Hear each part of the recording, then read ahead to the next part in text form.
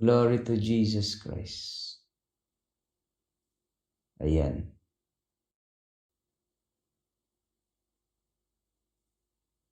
Ayan. Kumusta yung pagtulog niyo, family? Nakatulog ba kayo ng maayos? O yung ano lang, kaidlip lang? Hallelujah, hallelujah. Ayan, ribabushi mendela hombra. Glory to God. So our word for today is Matthew 5, verse 3. Matthew 5, ribabushi mendela hombra. Matthew 5, verse 3.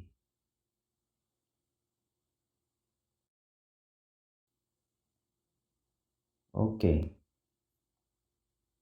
So that's our verse for today. Matthew 5, verse 3. Masarap ang tulog.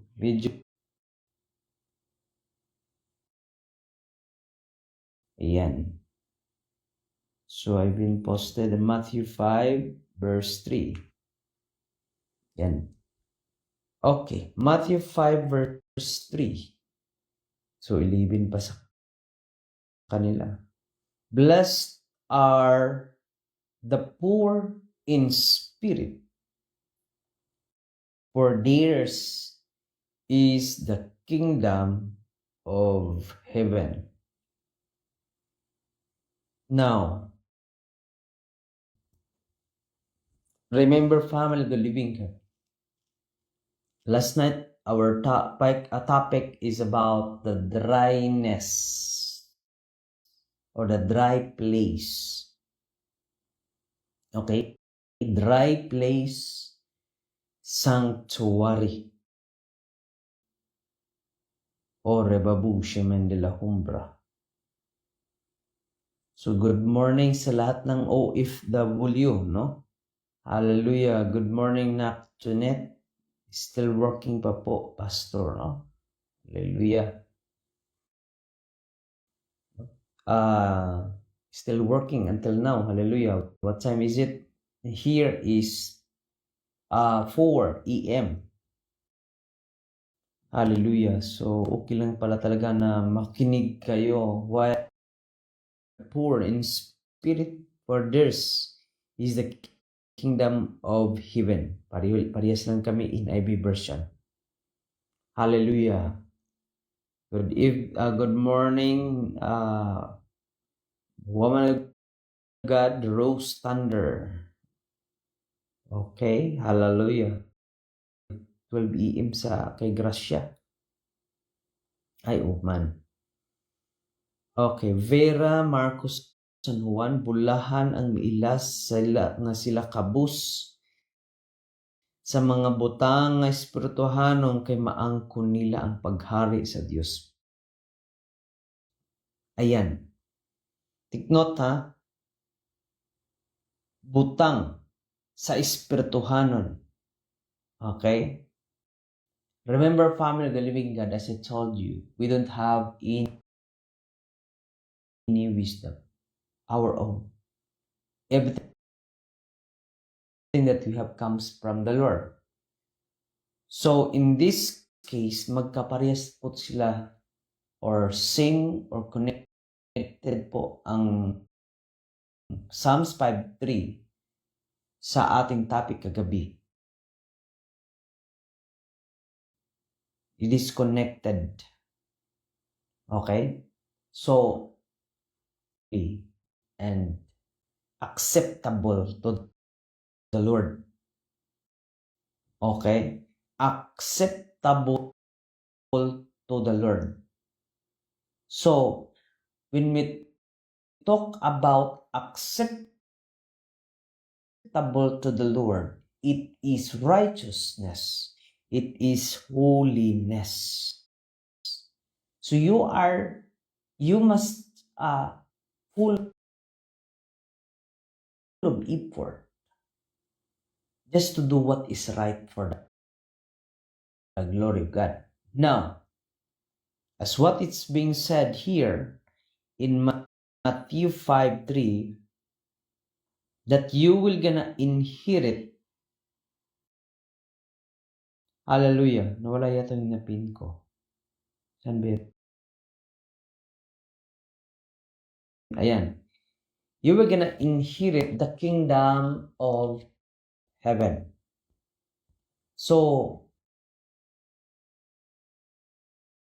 in other words, when you're gonna inherit the kingdom of heaven, ang mga mapagkumbabang loob sapagkat kanila ang kaharian ng langit. So ano ba yung mapagkumbabang loob? You always have a humbleness. Actually, family of the living God, no? Yung pong, halimbawa ha, meron pa akong, I meet mga servant ng Lord. No? Ang dami ko na pong na-meet ng mga servant ng Lord. Pero ito, yung sasabihin ko sa inyo, different, humble lang siya. So, alam niyo, family of the living God, no? Wala namang problema sa humility. But when it comes to declaration that you will become like that, or you become like servant of God, and then you will not accept. Okay? Because every one of us, family of the living God, are destined to be servant of God. And we need to accept it. We need to receive it. And do not just, yung bang parang inaiwas-iwasan mo. Will be yours for a moment, and then afterwards, you'll be struggle. Kasi there's no willingness, or there's no such willingness inside of your heart. Okay? So, now, when we talk about humility, it's about, you are ready always to serve other people. Humility is not just what we did. It is not just about yourself, your heart. It's all about how the best thing, or how, because the result of humility is obedience. And then inside the humility is fear. Right? Fear. You will have fear, you will have reverent. So fear, reverent, you will have it because you have humility. Then after the result of humility, obedience. Love to obey. Because there is a fear in you, and there is a reverent in you. Reverent to God. Hallelujah. So, the last po, ang sinabi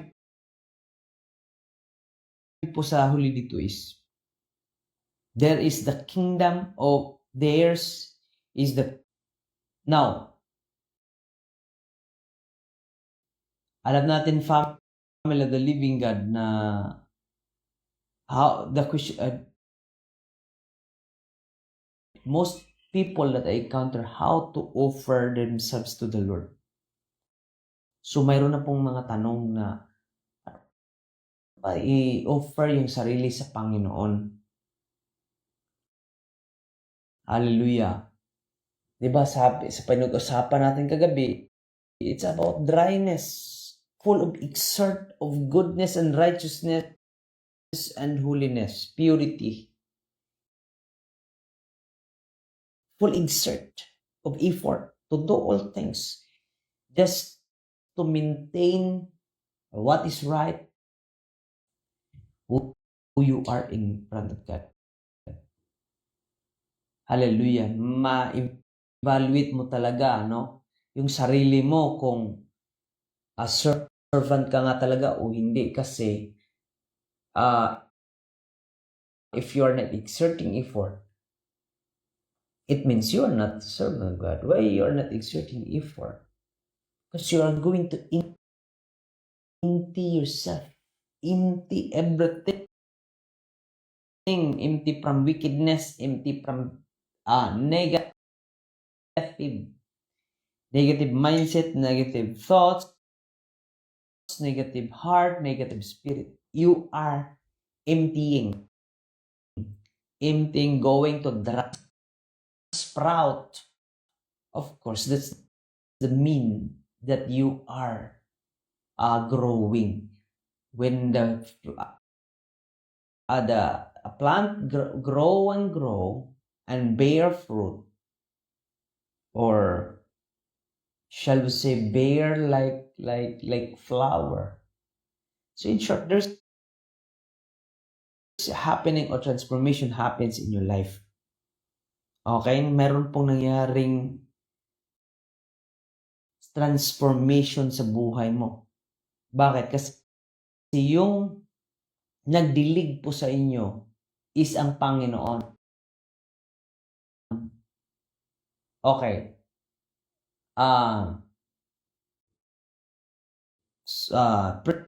Preach the gospel. Preach the gospel so that the word of God will gonna put or inject to the heart of men. Now, the only one can make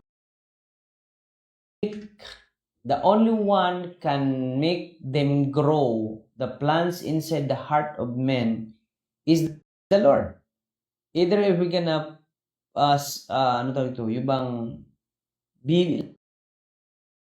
lalagyan na niya ng tubig, buhay na tubig. Okay? Because our job is not to force them. Our job is to put their heart about the word of God. But does not mean that hindi tayo yung makapag-control sa kanila. It's only Him. Ang ginagawa lang natin is lalagyan sa puso nila yung salita ng Panginoon. Di ba napag-usapan natin yung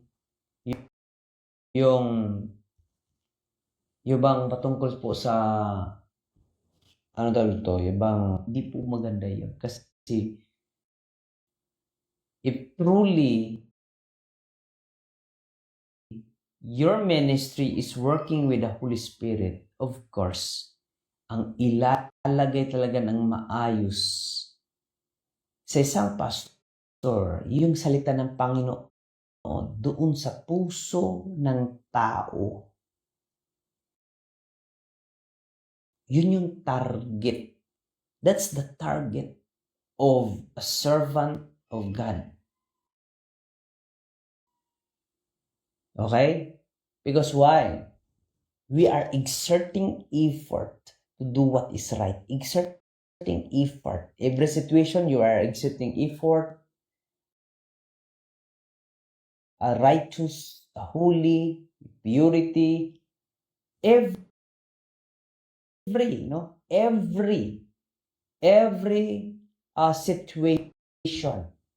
Every situation, every condition, everything, you are exerting effort. Okay? You are ano daw ito? Yung ibang you are doing everything, no? Ginagawa mo ang lahat. Hallelujah. So, ito yung sinasabi ko, family of the living God, na kailangan natin maintindihan sa buhay natin. We need to do what ibang basta lang for the sake of the glory of God. Yung sake ng glory ng Panginoon. Kasi yun yung pinaka-the best doon ma-insert yung salita ng pagiging ministry na siya kung wala ka talagang ginawa. You just, nagsalita ka lang dyan, hindi mo nga naayos ng, nasabi ng maayos, bas binasa mo lang, and then, ikaw nagbabasa, wala ka rin mga sakripisyo. Kasi it's a kind of sacrifice. Kasi hindi ka makapagbigay kung wala ka talagang wala kang sakripisyo. You cannot give what you don't have. So kung wala ka niyan, hindi ka makapagbigay. You just speak lying. Okay, mangyayari talagang liar ka or hypocrites kung you are giving without what you don't have, no? Binibigay mo yung bagay na wala ka. Okay? Hallelujah. Rebabug siya. Sinisignify on how to, pour in spirit. So, pour in spirit, it's about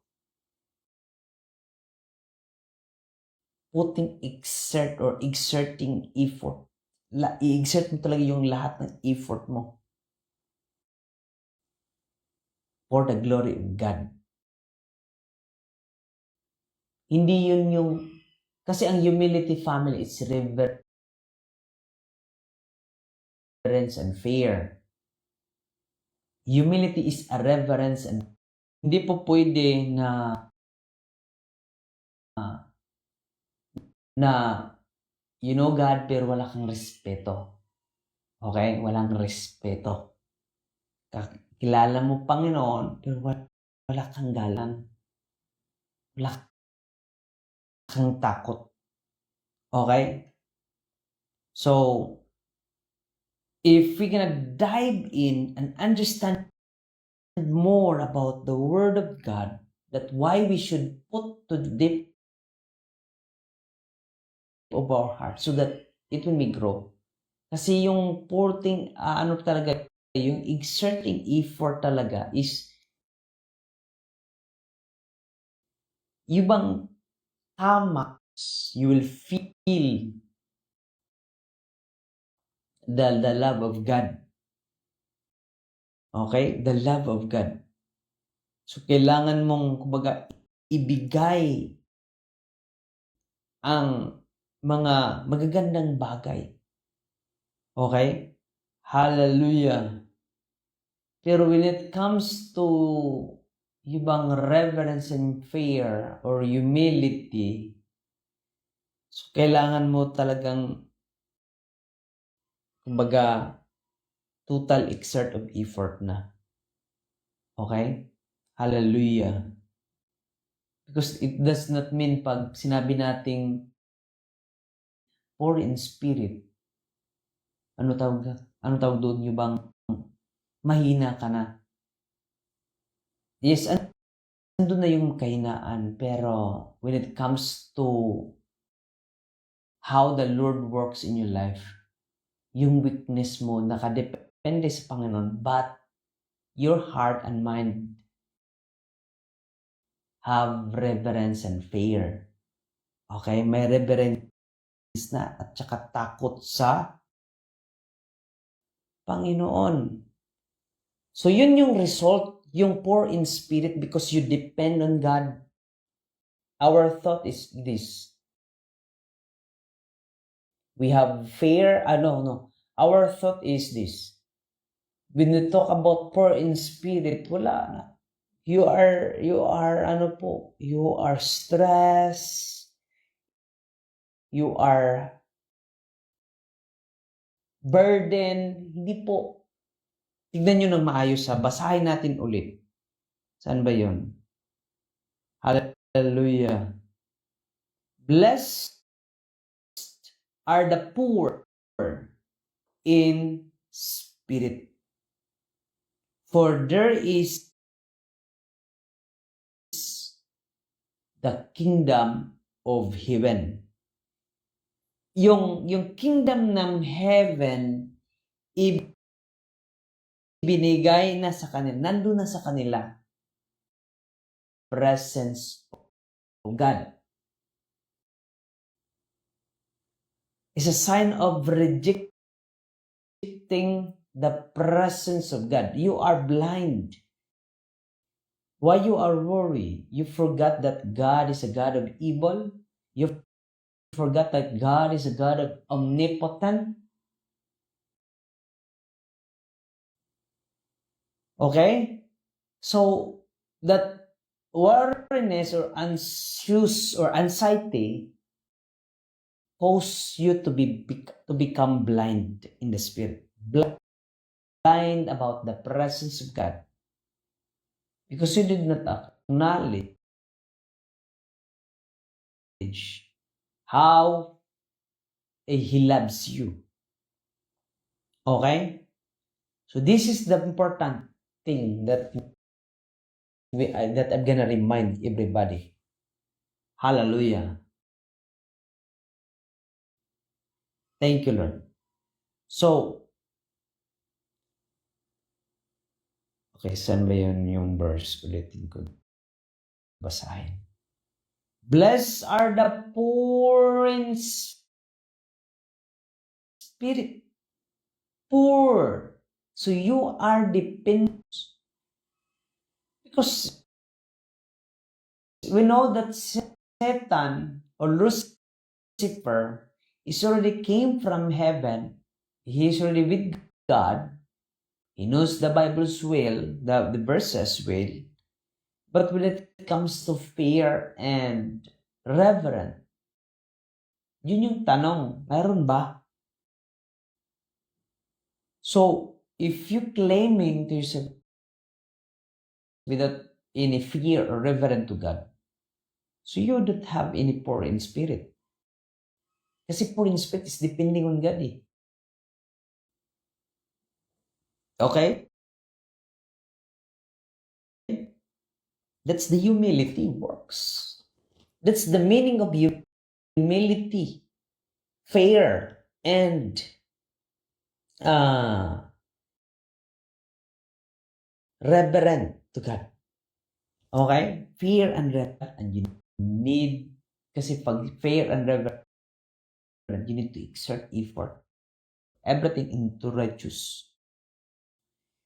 Exert effort to righteous. Exert effort for the glory of God. Okay? For the glory of God. For the sake of the kingdom of God. Okay? Hallelujah. It is not just what we know that poor in spirit is you have problem, you are weak. Of course, you become weak. Totoo po yun, makapag-weak po yung problema. But the question is, how the Lord God move with power in your life if you yourself doesn't believe? Because in Hebrews 11 verse 6.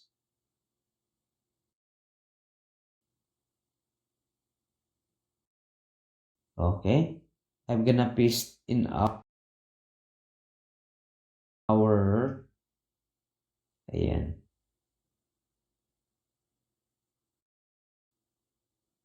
Oh, thank you, Jesus. Ayan. So without faith, it is impossible to please God, because anyone who comes to Him must believe that He exists, and that He rewards those who earnestly seek Him. So as you seek the Lord, okay, seek the Lord, full of effort, full of exerting. If living water we're gonna flows to your life, the fountain of the living water we're gonna flows into your life, because you are dry, you are empty, and then at the same time you have fear and reverence to God. Hallelujah. Hallelujah. So this is my point. My point. That poor in spirit is fear and reverent to God. That's how works the humility. Hindi po yung walang ginagawa, umiiyak. Hindi po yun. Hindi po yun totoo. Hindi yan totoo. Hallelujah. Umiiyak sa love, sa paggawa ng forgiveness. Nagdidepend na kayo doon. So lahat ginagawa nyo. Lahat na ginagawa nyo para lang doon. Hindi yung kumbaga, wala ka talaga